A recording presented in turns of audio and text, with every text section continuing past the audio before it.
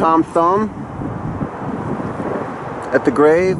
Once world famous Tom Thumb went on tours all across Europe in front of Queen Victoria. He did all sorts of like tricks and stunts and comedy routines. He was like an entertainer. His real name was Charles Stratton. Here we are with Ray, with Tom Thumb. He was like your height. He was famous. He was like known all across America. Famous dwarf. Yeah. He wore like some outfits sometimes. How does that make you feel? It just really brings a smile to my face that dwarfs were able to get the attention and respect a few centuries ago. And today, they still do. We have all these stars that are stars in their own right. You have Vern Troyer from Austin Powers as Mini-Me. Right.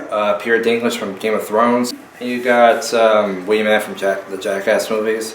Mm-hmm. You got the guy, Tattoo from Fantasy Island, and he was a man with the golden gun. Oh, yeah. Herb Villechaize. Yeah.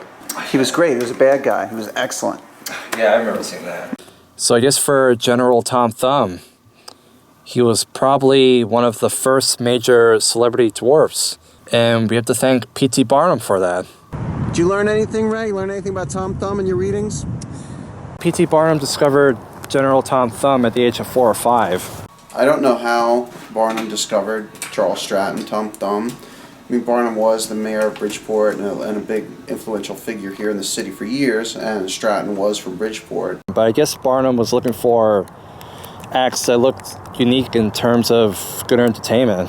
In the 1850s, the population is like 50,000 people, so it's not inconceivable that their paths immediately crossed. Barnum taught him how to act, tell jokes, sing, dance. As a matter of fact, Thumb and Barnum would occasionally do comedy acts together. You know, with Barnum as the straight man and Thumb as the comical guy. You know, it's very similar to the ones that many people know these days. You know, Martin and Lewis, Abbott and Costello, Laurel and Hardy. Thanks to Barnum, he was one of the highest paid performers, earning $50 a week.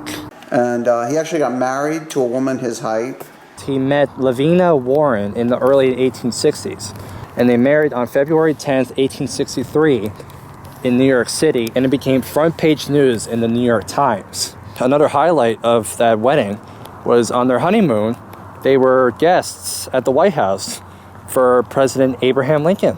I think no one really knew what kind of disease he had and related to his... He just stopped growing, they said. Statures.